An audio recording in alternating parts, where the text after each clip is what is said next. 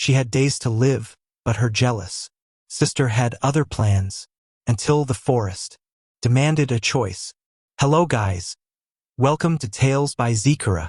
Before we dive into today's story, please don't forget to like, subscribe, share, and comment below. Your support means the world to us. Now, let's begin.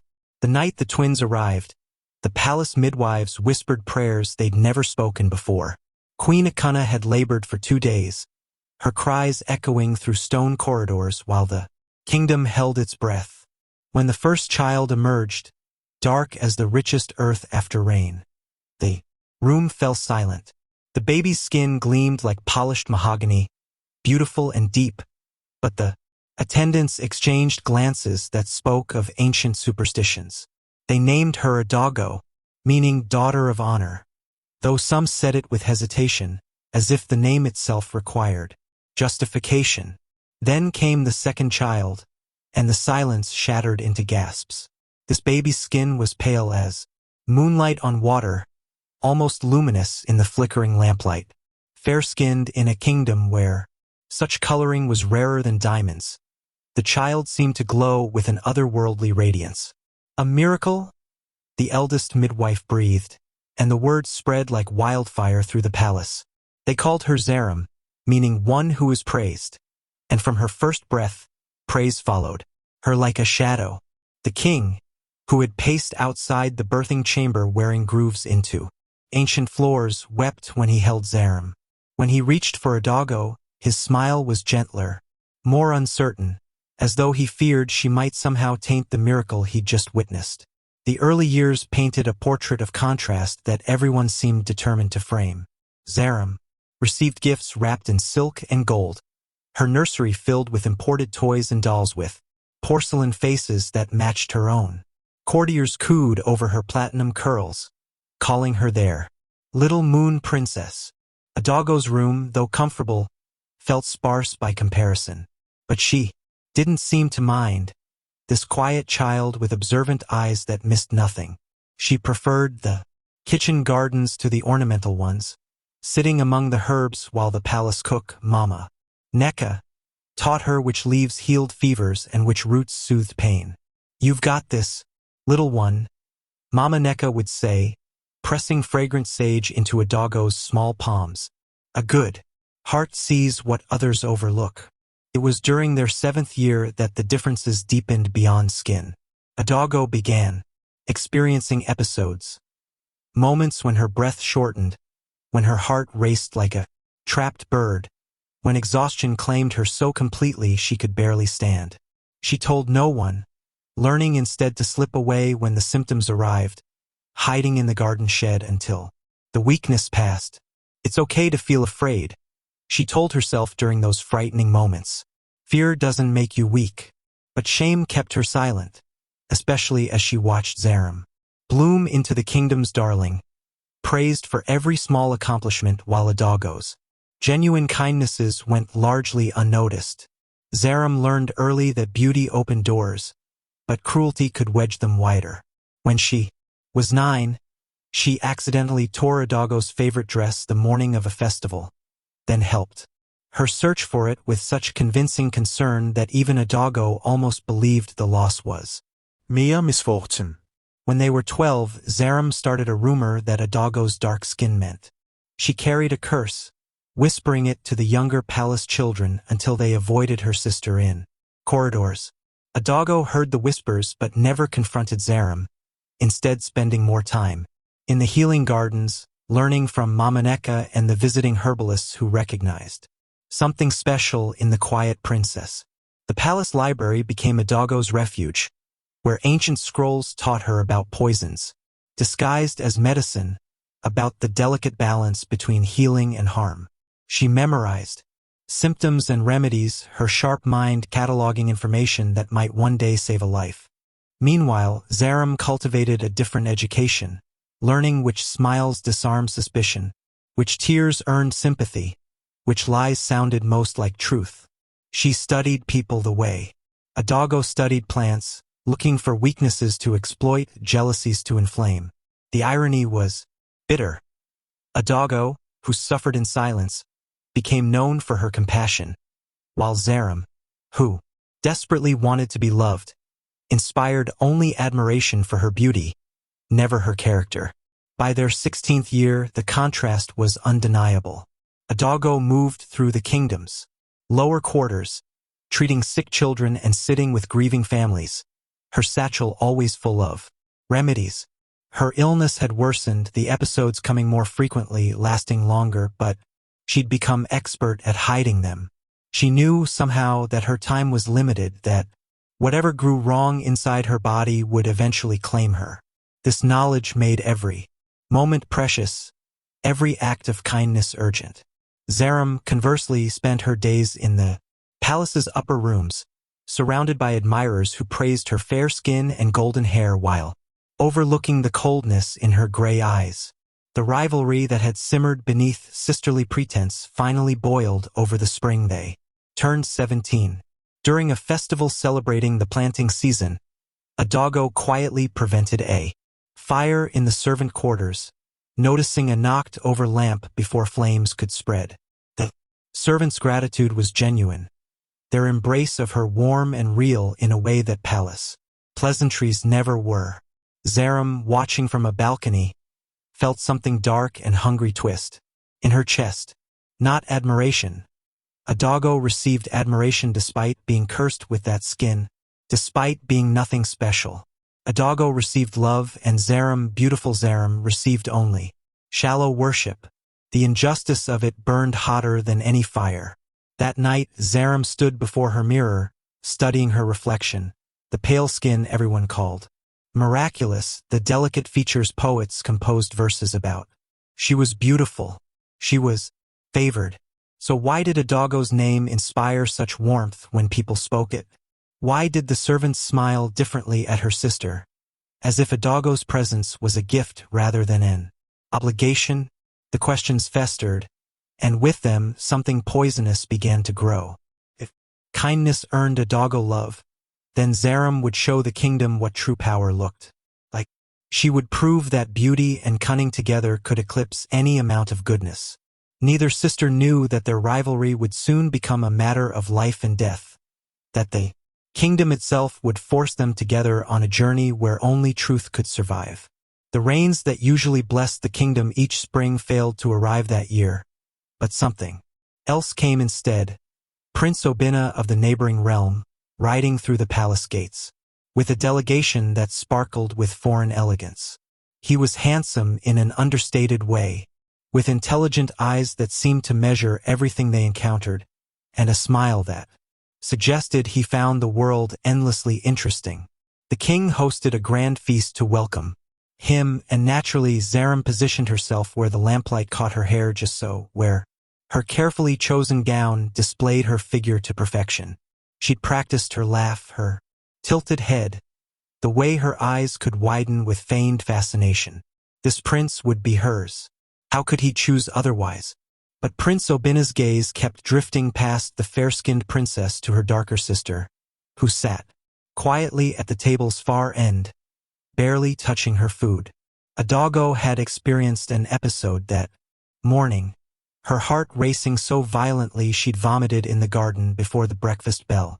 The weakness still clung to her, making even the act of sitting upright feel like a monumental effort. Yet when Obina asked about the drought and its effects on the common people, Adago's voice grew stronger, her knowledge detailed and compassionate. She spoke of families rationing water, of crops withering in fields, of the elderly suffering most as wells ran dry. "You've seen this firsthand," Obina observed, and it wasn't a question. Something in Adago's words carried the weight of witnessed truth.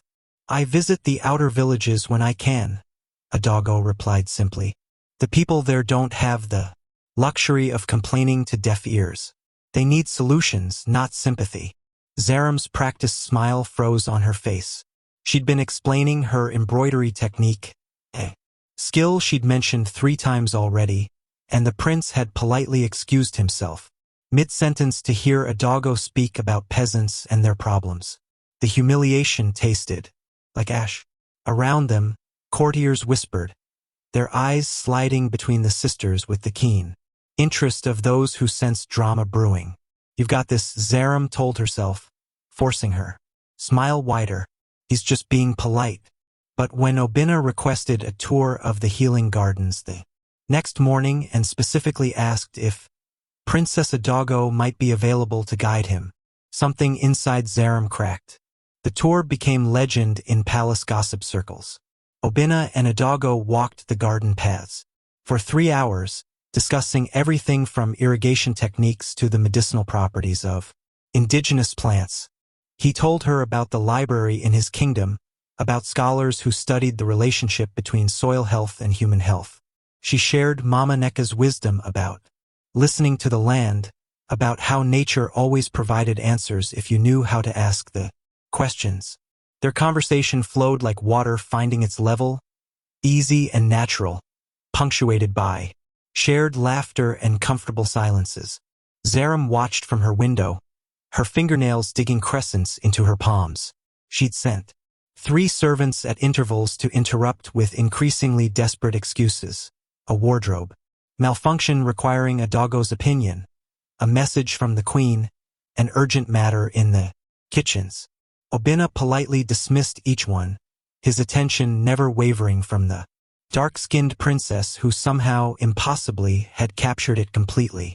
When Adago paused by a patch of wild sage, explaining how it could reduce inflammation and ease breathing problems, Obinna studied her face with such open admiration that Zaram had to turn away, her chest tight with something that felt like drowning. The days that followed established a pattern that drove Zaram to quiet madness. Obinna sought Adago's company constantly during morning meals, afternoon walks, evening discussions in the library. He seemed genuinely uninterested in Zaram's beauty, dismissing her attempts at conversation with courteous but distant politeness. Once, when Zaram engineered a moment, alone with him in the rose garden, wearing her most flattering gown, Obinna had smiled kindly and said, "You're quite beautiful, Princess Zaram, but beauty is common in palaces. Your sisters, wisdom and compassion, now that's rare." Then he'd excused himself to find Adago, leaving Zaram standing among the roses like a discarded ornament. "It's okay to feel jealous," a small voice whispered in Zaram's mind, but she crushed it immediately. This wasn't mere jealousy. This was injustice.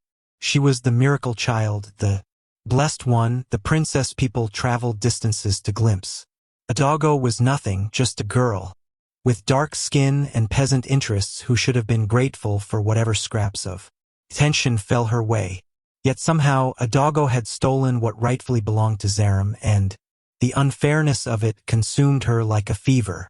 The rivalry intensified in small, cruel ways. Zaram began intercepting messages between Obinna and Adago, burning the letters before her sister could read them. She spread whispers among the servants that Adago's frequent visits to the lower quarters suggested she preferred common company because she knew she'd never truly belong among nobility. She accidentally spilled wine on Adago's only formal gown the night before a state dinner, forcing her sister to wear an outdated dress that hung poorly on her increasingly thin frame. Adago endured it all with quiet dignity, though Mama Neka noticed the shadows deepening under her eyes, the way her hands trembled when she thought no one was watching. What Zaram didn't know, what no one knew except Adago herself, was that the princess's illness had progressed beyond hiding. The episodes came daily now, sometimes multiple times, leaving her gasping and weak. She'd started coughing blood into handkerchiefs she burned in the garden shed, unwilling to burden anyone with knowledge of her decline. At night she prayed, not for healing but for time. Just enough time to make a difference, to complete whatever purpose her shortened life was meant to serve. The connection with Obinna had surprised her. This meeting of minds that felt like finding a piece of herself she hadn't known was missing. But she harbored no illusions about a future together. Her future was measured in months, perhaps weeks, and she'd accepted this with the same quiet grace she'd accepted everything else. Obinna, perceptive in ways that unnerved Zaram, noticed things others missed. The way Adago sometimes pressed her hand to her chest as if steadying something internal. The slight wheeze in her breathing after climbing stairs. The careful way she rationed her energy as though working from a limited supply. One evening, finding her alone in the library, he asked, directly, "Are you unwell, Adago?" Troubles you. She'd smiled, that gentle, knowing smile that made her seem older than her years. "We're all unwell Adago, in what some troubles way, you? Prince Obina," she'd replied softly. "Some sicknesses just show more, obviously, than others." Before he could press further, she'd changed the subject to a text she'd been studying about ancient water conservation methods, and he'd let her redirect him, though. His concern remained evident in the careful way he watched her. Zaram witnessed this exchange from behind a shelf, her presence undetected, and the tenderness in Obina's voice when he spoke to Adago ignited something beyond jealousy. It sparked genuine hatred. That night, she lay awake plotting, her mind circling darkest possibilities she'd never seriously considered before. If Adago were gone, truly gone, then Obina would have no choice but to see Zaram's worth. The kingdom would have no choice but to recognize that the miracle child deserved everything, not the cursed one who'd somehow tricked everyone into caring about her. The thought should have horrified her. Instead, it settled into her mind like a key finding its lock, and she knew with cold certainty that she was capable of whatever it took to reclaim her rightful place. "You've got this," she told herself, but the encouragement had twisted into something dark and determined, stripped of all innocence. Meanwhile, Adago spent her evenings teaching the kitchen children their letters, sharing what knowledge she'd accumulated as if urgently passing on an inheritance. She taught them which plants healed, which stories mattered, which kindnesses cost nothing but meant everything. The children adored her, clustering around her skirts, competing for her attention in ways that would have made Zaram weep with envy had she witnessed it. But Adago felt time pressing against her skin like a physical weight. Her illness was winning, claiming more ground each day, and she found herself bargaining with fate in whispered prayers. "Just let me finish this. Just let me help them one more time. Just let me matter before I go." Obina requested permission to extend his visit, citing diplomatic opportunities that required further discussion. Everyone knew the real reason. The prince had fallen for Princess Adago, his interest obvious in every lingering glance, every manufactured excuse to be near her. The king noticed, pleased by the potential alliance but puzzled by his daughter's reception of the prince's attention. Adago seemed almost sad when Obina looked at her with those hopeful eyes, as if his affection caused her pain rather than joy. "Why do you discourage him?" the queen asked one afternoon, finding Adago alone in the healing garden, her hands deep in soil, planting seedlings she'd likely never see mature. "Prince, Obina is a good man, and he clearly cares for you." Adago's smile was unbearably tender. "He deserves someone who can give him years. Mother, I can only offer him heartbreak." She said it so matter-of-factly that the queen froze, suddenly seeing what she'd been too distracted to notice, the weight loss, the pallor beneath her daughter's dark skin, the exhaustion etched around her eyes. "Adago, are you?" the queen began, but Adago shook her head gently. "It's okay to feel scared, Mama," she whispered, using the childhood name she'd abandoned years ago. "But I've made my peace. I just want to be useful while I can.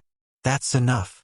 The queen left the garden in tears, and for the first time, sought out her other daughter with questions about whether she'd noticed Adago's decline. Zaram, of course, claimed complete ignorance, her performance of shocked concern so convincing that even she almost believed it. But inside, a different calculation was taking place. If Adago was already dying, then perhaps Zaram didn't need to do anything at all. Patience might deliver what scheming would risk. Yet, the thought of Obina mourning Adago, of her sister becoming a tragic legend more beloved in death than Zaram had ever been in life, that possibility was somehow worse than everything else. The tension in the palace grew thick as the drought outside.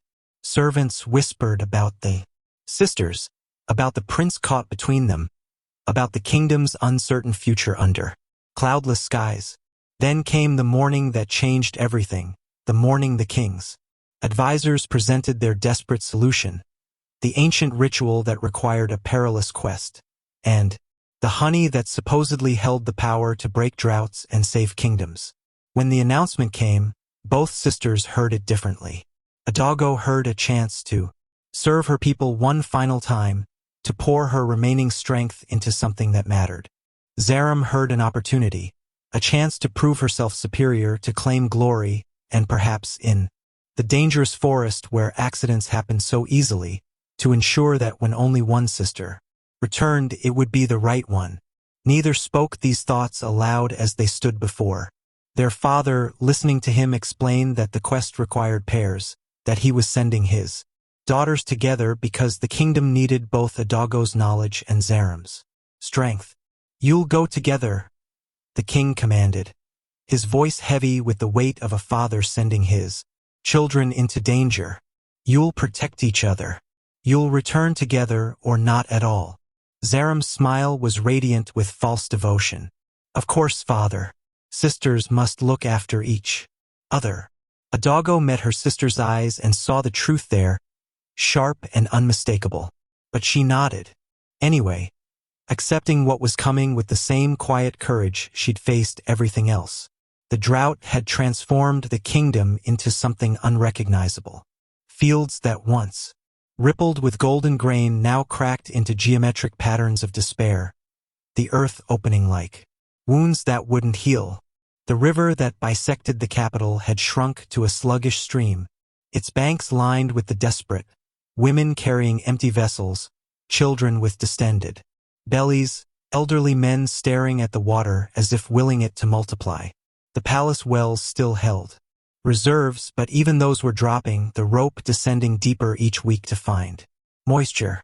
It was during the emergency council meeting, when advisors argued about rationing and relocation, that the oldest priest stood and spoke of the honey of life. The legend was ancient, half-forgotten, dismissed by some as myth. But the priest's voice carried conviction as he described the sacred grove deep in the forbidden forest, where a tree, older than the kingdom itself, produced honey with miraculous properties. Not merely sweet, he explained, his weathered hands trembling, but blessed. One pot brought to the palace and poured into the sacred fountain will call the rains. Our ancestors did this in times of great need. The ritual is written in the oldest texts. And the cost? The king asked, because such things always carried costs. The priest's silence was answer enough before he spoke. The forest is forbidden for reasons, Your Majesty. Many who enter do not return. The creatures there are not natural. The path itself shifts and deceives. Only those pure of heart and strong of purpose can navigate it, and even they face trials that break lesser souls. A competition was announced. Maidens of the kingdom would be given the opportunity to attempt the quest in pairs, for the legend specified that two must go, balancing each other's strengths and weaknesses. The reward was substantial: gold, land, and for unmarried participants, favorable consideration in marriage arrangements with nobility. Hundreds registered, drawn by desperation or greed or genuine courage. The palace courtyard filled with hopefuls, many clearly unprepared for the reality of what they'd volunteered for. Then the king made his proclamation that silenced the crowd. My daughters will also undertake this quest. Princess Zaram and Princess Adago will represent the royal house. The political calculation was obvious. If the princesses succeeded where common folk failed, it reinforced divine right and royal superiority.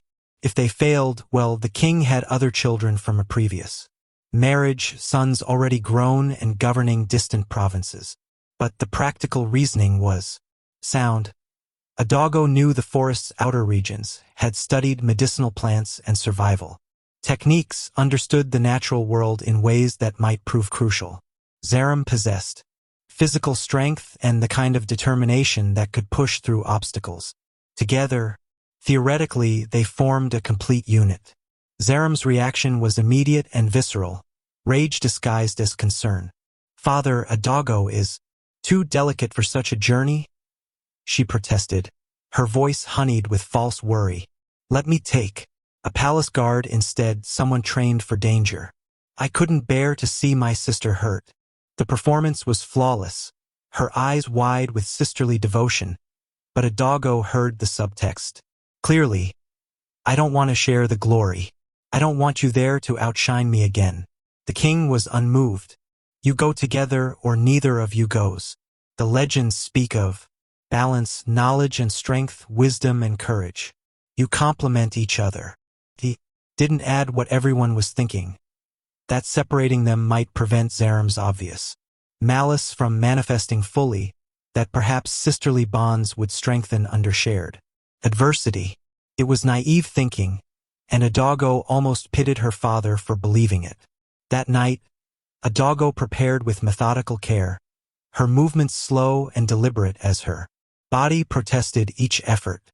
She packed her satchel with herbs, yarrow for wounds, willow bark for pain, chamomile for calming nerves. She included the notebook where she'd recorded Mama Neka's teachings, though her hands shook as she wrapped it in oilcloth. A water skin, dried fruit, a small knife for harvesting plants. She packed nothing decorative, nothing unnecessary. This wasn't a journey she expected to return from, but she would make it count. "You've got this," she whispered to herself, though the words felt increasingly hollow. Her last episode had lasted an hour, leaving her unable to stand, blood speckling her lips. But the kingdom needed rain, and perhaps her death could purchase something meaningful instead of being merely a private tragedy. In the adjacent wing, Zaram's preparations took a darker turn. She packed a staff heavy and solid, ostensibly for walking but weighted perfectly for striking. She included rope, telling herself it was for practical purposes, though her mind kept circling back to images of convenient accidents. A sister slipping near a cliff edge, tumbling into a ravine, disappearing into circumstances too chaotic to fully explain. But those fantasies felt insufficient, too uncertain. She needed certainty, needed to control the outcome rather than hoping for opportunity. So Zaram sought out the palace's most questionable advisor, a man whispered to have knowledge of poisons, of substances that could mimic natural death. She found him in his cluttered chambers, surrounded by bottles and books that seemed to absorb light rather than reflect it. "I need something," she said without preamble, her voice steady despite her racing heart. "Something that looks like illness, not murder. Something that works slowly enough to avoid suspicion." The advisor studied her with eyes that had witnessed too many dark requests to feign shock.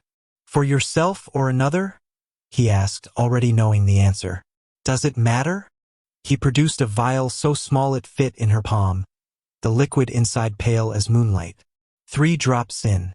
Food or water. Symptoms begin within hours. Weakness, difficulty breathing, fever. Death in 2 days, maybe 3, depending on the person's constitution. It mimics lung fever perfectly.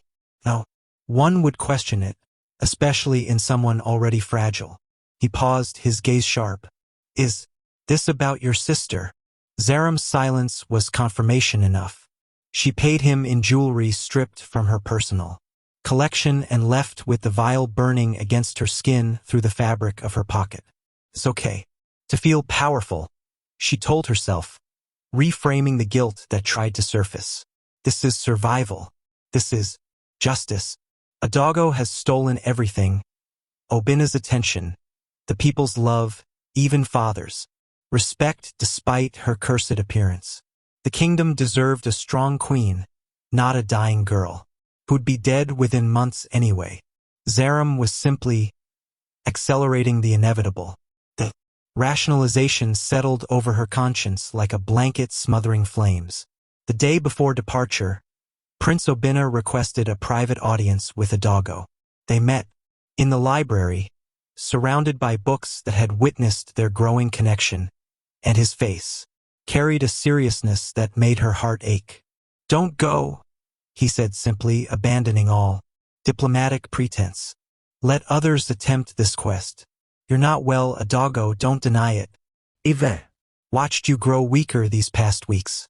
This journey will kill you." She touched his face gently, a gesture so tender that his eyes filled with tears. "Something will kill me regardless, Obinna. At least this way my death might mean something. The kingdom needs rain. People are suffering. If there's even a chance that I can help." She trailed off, her smile unbearably sad. "You deserve someone who can give you decades, not months. Someone healthy and whole." "I don't want someone else," he said fiercely. "I want you. However long we have, a year, a month, a week. I want to spend it with you." "Then you're a fool," she whispered, but her voice broke on the word, betraying how much his declaration meant. "A beautiful, wonderful fool. But I've made my choice. I have to try to help them. You understand that, don't you? It's who I am." He did understand, which made it hurt worse. He kissed her forehead, a benediction and a goodbye, and left before she could see him cry. Adago remained in the library long after he'd gone, her hand pressed to her chest where her damaged heart struggled with its rhythm. She prayed then, not for survival but for purpose. "Let me live long enough to reach the tree. Let my death purchase something valuable. Let it not be for nothing." The morning of departure arrived with cloudless skies that mocked the kingdom's desperation. 47 pairs of maidens gathered in the palace courtyard, some armored ridiculously in borrowed mail, others dressed practically in traveling clothes. The king blessed each pair, his voice growing hoarse as he repeated the same prayer 47 times. When he reached his daughters, his composure cracked slightly. "Come back to me," he whispered, embracing them. "Both. Whatever else happens, come back." Zaram returned the embrace with practiced warmth, already imagining her triumphant solo return, the tragic tale of Adago's brave sacrifice she'd craft for maximum sympathy. Adago held her father tight, memorizing the smell of him, sandalwood and pipe smoke. Knowing this was likely their final contact. "I love you, Papa," she murmured. "Remember that I chose this freely. Whatever happens, it was my choice."